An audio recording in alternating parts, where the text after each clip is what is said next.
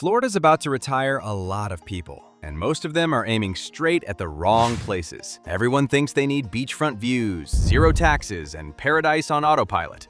But then insurance bills hit, crowds multiply, and suddenly paradise needs earplugs. What nobody tells you is this: some of Florida's best retirement towns aren't trending, aren't coastal, and definitely aren't bragging. They're quieter, cheaper, and surprisingly, more stable. Today, we're counting down 10 hidden Florida retirement havens for 2026, ranked by real data, not vibes. Towns most people scroll past until they don't. And wait till you see one of these. Nobody moves there on purpose until they do. Like the video if you enjoy financially irresponsible curiosity. Subscribe, because future you will need this sooner than you think. Let's break it down. Number 10. DeLand, Florida. DeLand will outlive half the Florida boomtowns without ever trending on TikTok. Picture brick streets, live oaks, and a downtown that looks suspiciously intentional. College banners hang next to barbershops that haven't updated their prices since Obama's first term. On paper, DeLand reads like a sleepy Central Florida town. But then you notice the jazz nights, the protests, the bookstores that are still open. This is retirement adjacent, not retirement approved, and that's the tension. Now the data sneaks in. Cost of living, roughly 5 to 8% below the Florida average. Median home price, hovering around the mid-$300K, still cheaper than most coastal Volusia County cities. Crime? Lower violent crime than Daytona Beach, by a lot. But petty theft exists, because bikes plus students equals math. Property taxes stay moderate, partly because Stetson University quietly props up the local economy. And healthcare access? 2 major hospitals within a 30-minute radius. Boring, reliable, exactly what you want. Surprisingly, the town feels younger than it should, until you realize half the population is debating philosophy at 2 a.m. Here's the trade-off. DeLand doesn't anesthetize you. It keeps poking your brain. That can feel energizing or mildly irritating, depending on how allergic you are to opinions. You'll hear a 19-year-old explain capitalism to you while holding a $9 coffee. That's the price of admission. Also, parking. Whoever designed downtown parking clearly hates commitment. You'll circle 3 times, question your life choices, then park 6 blocks away next to a guy playing a saxophone for no reason. But then, surprisingly, you don't mind, because the walk is nice, and the town wins, again. And if you think DeLand quietly rewrites the retirement rulebook, wait until you see the next town. This one skipped the rules entirely. Number 9. Brooksville, Florida. Brooksville is what Florida looked like before it tried to sell itself. No beachfront hype, no pastel condos screaming investment opportunity, just hills, actual hills, oak canopies, and a downtown that never begged to be cool. People hear inland Florida and flinch. That's the tell. Brooksville doesn't chase retirees. It waits for the right ones to get tired. Now the numbers. Cost of living runs about 8 to 10% below the Florida average. Median home prices still sit well under Tampa's orbit, often in the high 200Ks to low 300Ks. Crime? Violent crime rates are lower than many Gulf Coast towns, though property crime pops up, mostly opportunity-based, not chaos. Flood risk? Significantly lower than coastal Hernando County. Insurance companies noticed. That matters. Job market? Modest. Healthcare, logistics, and small business. Not hustle culture, but stability. Surprisingly, the elevation, around 130 feet, quietly solves problems most Florida towns pretend don't exist. Living in Brooksville means trading nightlife for night skies. Financially, that trade ages well. Emotionally? Depends. If you need noise to feel alive, you'll get bored. If you want your blood pressure to retire before you do, this place understands the assignment. People say Brooksville is sleepy. No, it's rested. Let's talk about downtown hours. Half the shops close at 5 p.m. sharp, like there's a town meeting where everyone agrees to go home and reflect. You'll pull on a door at 5:07, stare through the glass, and realize, oh, this place respects bedtime. Annoying at first, then weirdly comforting. Be honest. Could you live somewhere with no nightlife if it meant cheaper homes and fewer headaches? Yes or absolutely not? Number 8. Mount Dora, Florida. Mount Dora looks like a tourist town, until you realize the tourists keep leaving. Brick streets, hills, again, real ones. A lakeside downtown that feels staged for a Hallmark movie, except nobody yells "cut." From the outside, it screams weekend getaway, but people who stay longer notice something else. The town runs on charm, but it's governed by restraint. That's rare in Florida. Now the receipts. Cost of living sits slightly above the Florida average, but not wildly so. Median home prices float in the high 300Ks to low 400Ks. Not cheap, but stable. Crime rates? Lower than many Lake County neighbors, especially violent crime. Tourism is real, but here's the twist. Most visitors are day trippers. Sales tax flows in. Congestion doesn't. Walkability scores beat expectations for a Central Florida town, which quietly boosts health and quality of life metrics. Surprisingly, Mount Dora makes money without exhausting itself. Living here means you pay a little more upfront for peace, predictability, and a town that didn't sell future you for short-term cash. Emotionally, it feels finished, not stagnant, finished. Like it knows what it is and doesn't need approval. It's the rare Florida town where festival season doesn't feel like a threat. Antique shops everywhere. You'll swear every object is from 1910 and costs $600. Do you need a hand-carved spoon with a backstory? No. Will you consider it anyway? Absolutely. Mount Dora turns normal adults into sentimental raccoons with credit cards. Mount Dora has more festivals per capita than common sense, and somehow it works. Remember how Brooksville shuts down at 5 p.m.? Mount Dora stays open, politely, like it's doing you a favor. And if Mount Dora mastered the art of being visited without being ruined, the next town figured out how to profit from chaos without ever letting it move in. Number 7. Dunedin, Florida. Dunedin feels safer at 11 p.m. than some luxury zip codes feel at noon.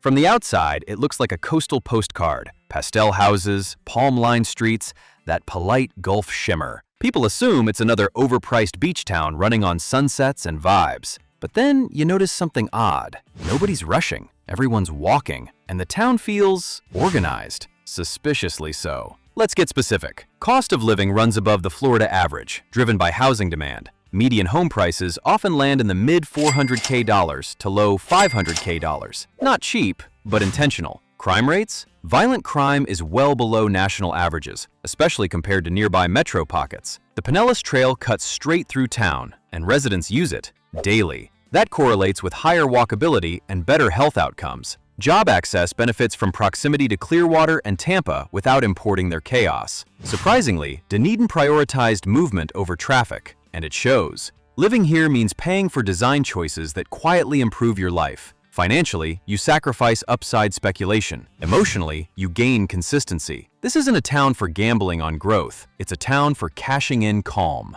Dunedin is what happens when a city planner actually finished their homework. Now, the craft beer. There's a lot of it, like aggressively local. You'll hear phrases like small batch coastal saison and nod, even though you don't know what that means. Half the town is lightly buzzed by 3 p.m., riding bikes responsibly and judging your IPA choice. It's charming. It's also peer pressure in a glass. It's wild. Dunedin's quiet streets feel safer than some gated communities that charge extra just to keep you nervous. And if Dunedin proves walkability can beat waterfront chaos, the next town did something even riskier. It stayed inland and somehow won. Number 6. Sebring, Florida. Sebring sounds loud, fast, NASCAR-adjacent chaos.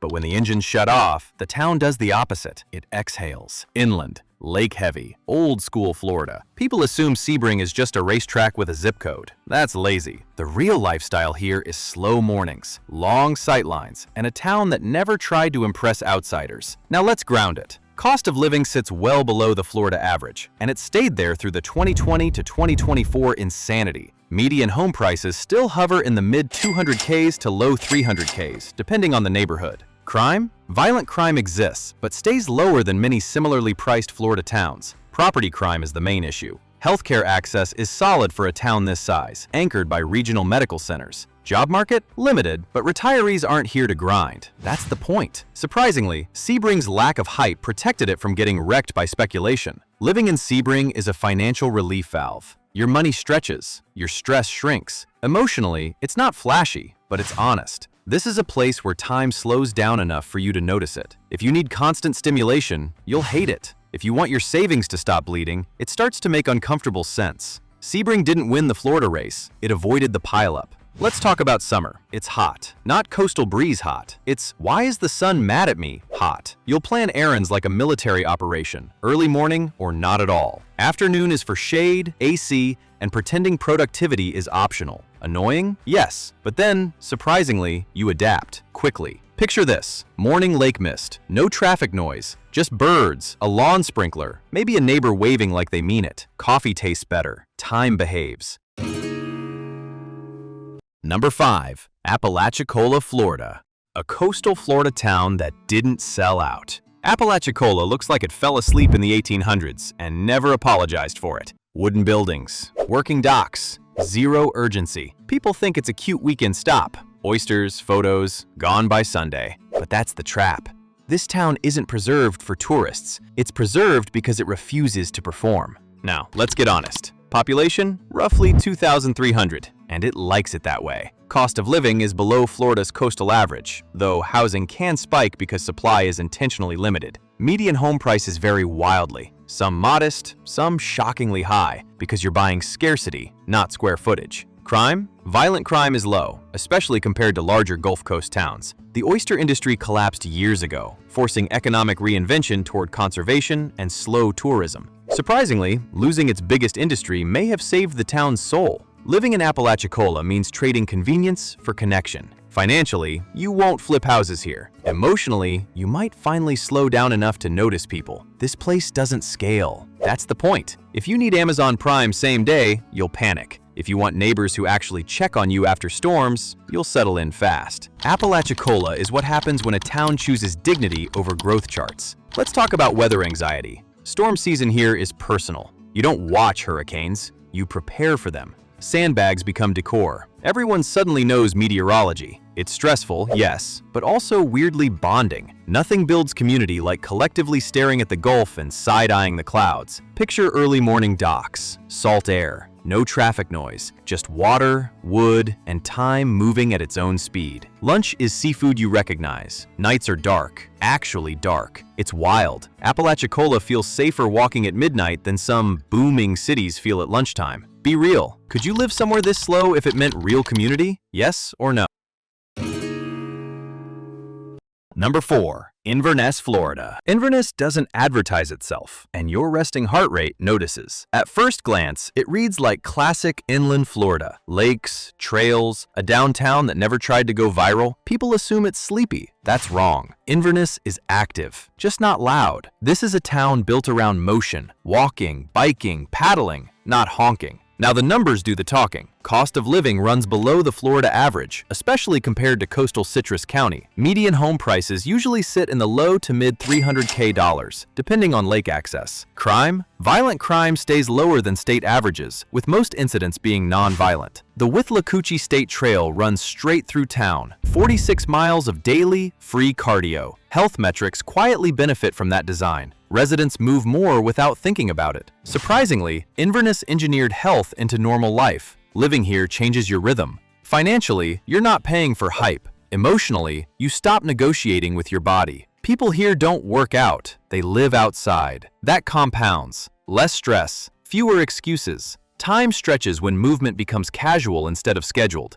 Inverness is the rare Florida town where your doctor would actually approve of your hobbies. Here's the weird part. Everyone waves, constantly. You'll start wondering if you know them. You don't. It's just the culture. After a week, you'll wave back without thinking. Congratulations, you've been assimilated into Courtesy, Florida. Resistance is pointless. Picture an early morning trail ride. Sun filtering through trees. No engines. Just tires on pavement and birds doing their thing. You're home by 10. Coffee still hot. Stats say lower stress. Your body confirms it. And if Inverness proves design can quietly change your life, the next town turned neglect into opportunity and somehow made it work. Number 3.